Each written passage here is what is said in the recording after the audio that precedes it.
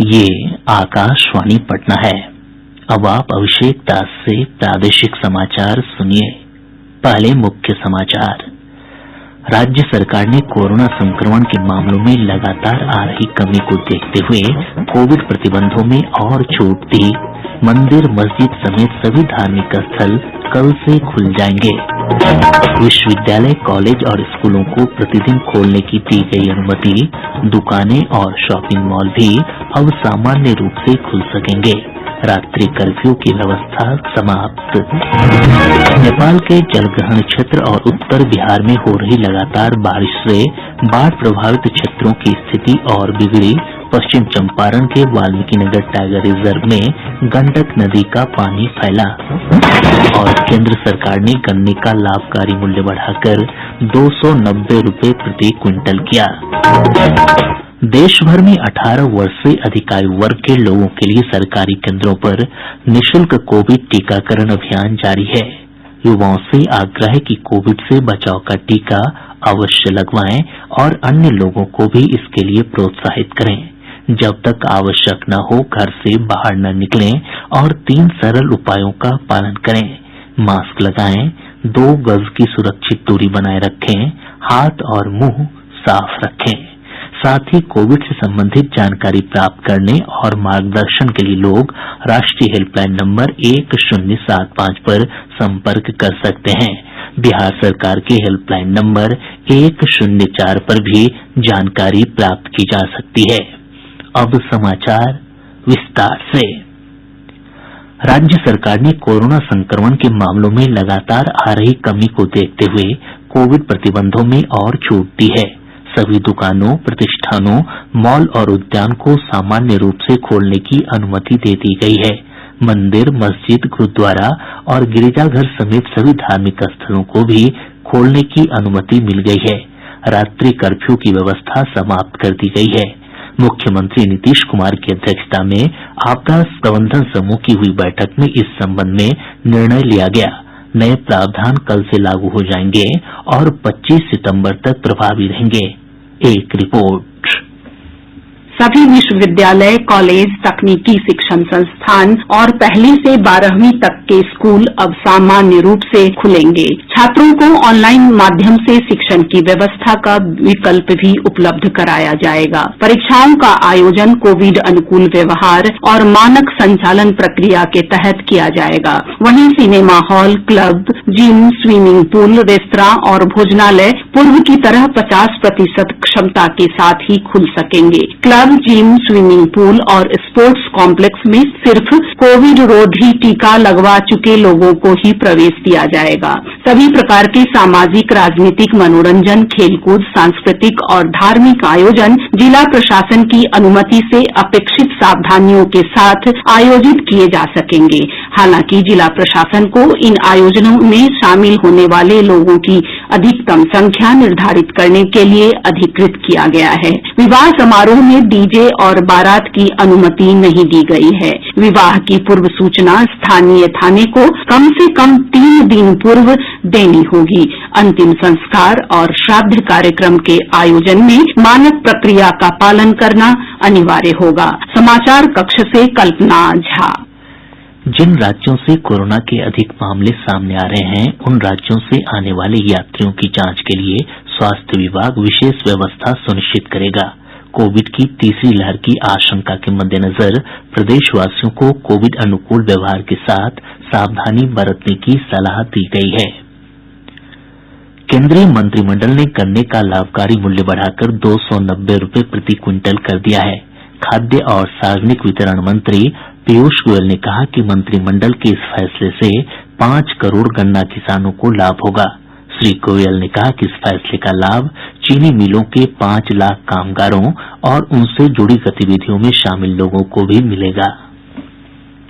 Fair and remunerative price FRP जो sugar cane पे दिया जाता है उसको बढ़ाकर अब 290 रुपए प्रति क्विंटल करने का निर्णय लिया गया, जो 10% रिकवरी के ऊपर आधारित होगा। जब रिकवरी 10% से अधिक हो जाती है तो उसका प्रोपोर्शनेट 0.1% इंक्रीज के लिए, हर 0.1% इंक्रीज के लिए अधिकांश ₹2.90 प्रति क्विंटल और दिया जाता है, और न्यूनतम बेसिक जो प्राइस मिलती है उसको भी 9.5% पर रोका गया है कि 9.5% से कम अगर किसी किसान का रिकवरी होती है तो 9.5% पे ही आधारित उनको ₹275.50 प्रति क्विंटल उनको भी मिलेगा, अगर 9.5% से नीचे भी हो तो।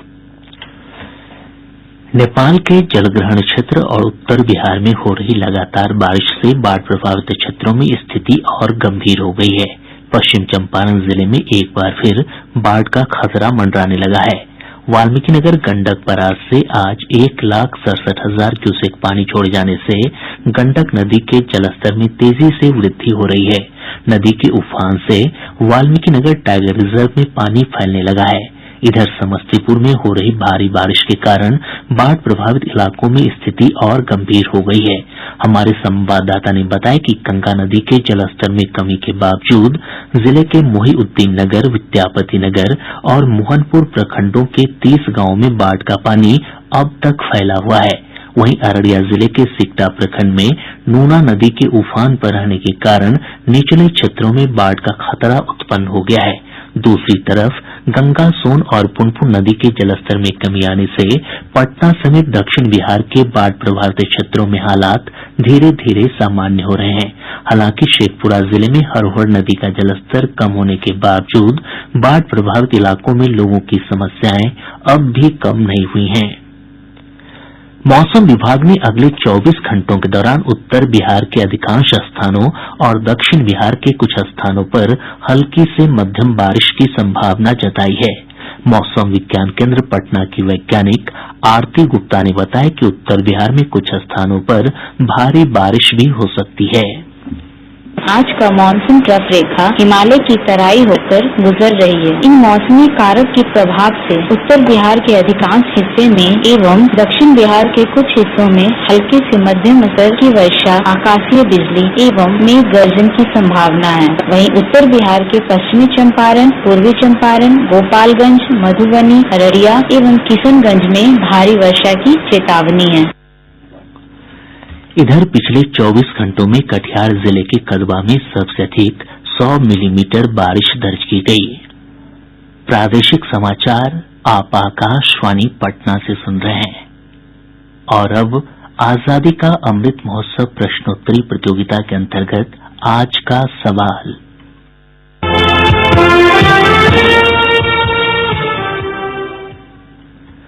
आज का प्रश्न है, लोकनायक के नाम से बिहार के किस स्वतंत्रता सेनानी को जाना जाता है? आप इस प्रश्न का जवाब हमारे ईमेल airnewspatna2021@gmail.com पर दे सकते हैं। श्रोता मोबाइल नंबर 9471002534 पर व्हाट्सएप या एसएमएस के माध्यम से भी उत्तर दे सकते हैं। जवाब के साथ श्रोता अपना नाम, पूरा पता और अपना एक फोटो भी भेजें। विजेता का चयन सही जवाब भेजने वाले श्रोताओं में से लॉटरी के माध्यम से किया जाएगा। विजेता के नाम की घोषणा कल शाम 7:30 बजे के प्रादेशिक समाचार बुलेटिन में की जाएगी। अधिक जानकारी के लिए आप हमारे ट्विटर हैंडल @AIRnews_पटना को भी फॉलो कर सकते हैं।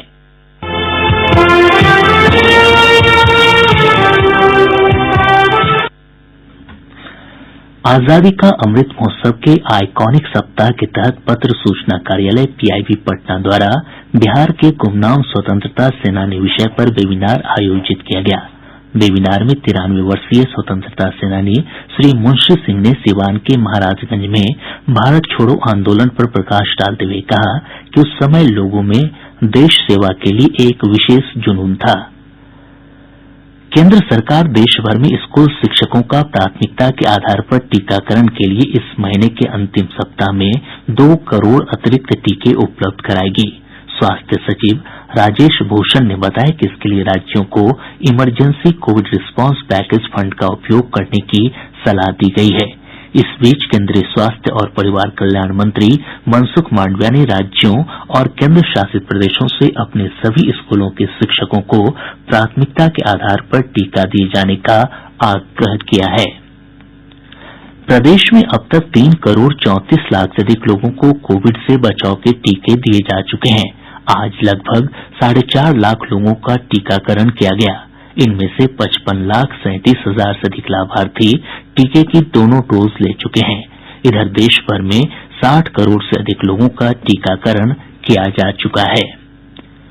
एम्स नई दिल्ली के हृदय रोग विभाग के प्रोफेसर डॉक्टर संदीप मिश्र ने कोविड संक्रमण की श्रृंखला को तोड़ने के लिए लोगों से जल्द टीका लगवाने की अपील की है।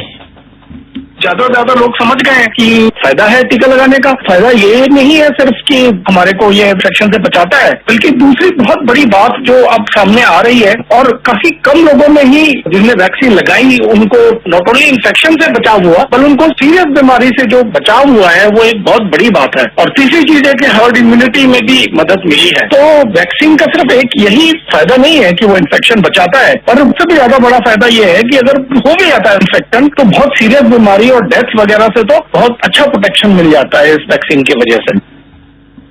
केंद्र सरकार ने सोशल मीडिया पर वायरल हो रही उस खबर को खारिज किया है जिसमें दावा किया जा रहा है कि प्रधानमंत्री योजना के तहत आधार कार्ड से 1% ब्याज पर ऋण उपलब्ध कराया जा रहा है। पत्र सूचना कार्यालय PIB की फैक्ट चेक इकाई ने इस खबर को फर्जी बताते हुए कहा है कि सरकार ऐसी कोई योजना नहीं चला रही है। लोगों से किसी प्रकार के बहकावे में नहीं आने की अपील की गई है। भारतीय वायुसेना के हेलीकॉप्टर चिनूक को आज दोपहर बाद बक्सर जिले के मानिक गांव के एक खेत में तकनीकी कारणों से इमरजेंसी लैंड करना पड़ा। हेलीकॉप्टर में वायुसेना के 20 कर्मचारी थे और सभी सुरक्षित हैं। चिनूक हेलीकॉप्टर इलाहाबाद से बिहटा एयरफोर्स स्टेशन जा रहा था। तकनीकी गड़बड़ियों को ठीक किया जा रहा है। समस्तीपुर जिले के ताजपुर थाना क्षेत्र अंतर्गत मोड़वा पक्की सड़क पर पुलिस ने छापा मारकर 4 अपराधियों को गिरफ्तार किया है। खगड़िया जिले की मुफस्सिल और नगर थाना पुलिस ने अलग अलग स्थानों पर छापेमारी कर मोबाइल चोर गिरोह के 4 सदस्यों को गिरफ्तार किया है।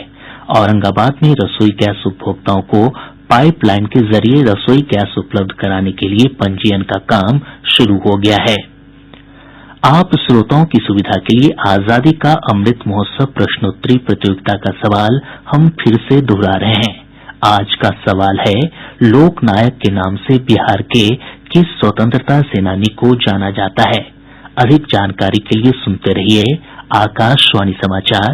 आप हमारे ट्विटर हैंडल @AIRnews_पटना को भी फॉलो कर सकते हैं। और अब अंत में मुख्य समाचार एक बार फिर। राज्य सरकार ने कोरोना संक्रमण के मामलों में लगातार आ रही कमी को देखते हुए कोविड प्रतिबंधों में और छूट दी। मंदिर मस्जिद समेत सभी धार्मिक स्थल कल से खुल जाएंगे। विश्वविद्यालय कॉलेज और स्कूलों को प्रतिदिन खोलने की दी गई अनुमति। दुकानें और शॉपिंग मॉल भी अब सामान्य रूप से खुल सकेंगे। रात्रि कर्फ्यू की व्यवस्था समाप्त। नेपाल के जलग्रहण क्षेत्र और उत्तर बिहार में हो रही लगातार बारिश से बाढ़ प्रभावित क्षेत्रों की स्थिति और बिगड़ी। पश्चिम चंपारण के वाल्मीकिनगर टाइगर रिजर्व में गंडक नदी का पानी फैला। और केंद्र सरकार ने गन्ने का लाभकारी मूल्य बढ़ाकर 290 रुपये प्रति क्विंटल किया। इसके साथ ही आकाशवाणी पटना से प्रसारित प्रादेशिक समाचार का ये अंक समाप्त हुआ।